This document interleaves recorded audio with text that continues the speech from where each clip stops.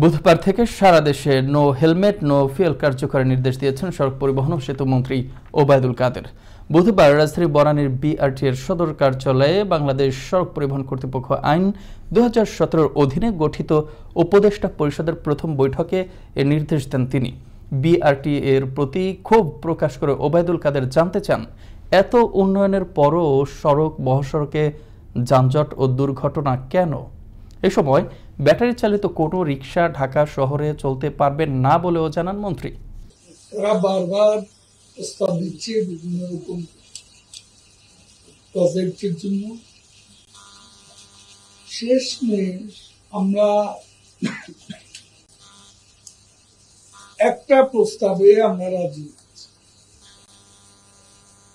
সেটা হচ্ছে নিরাপদ,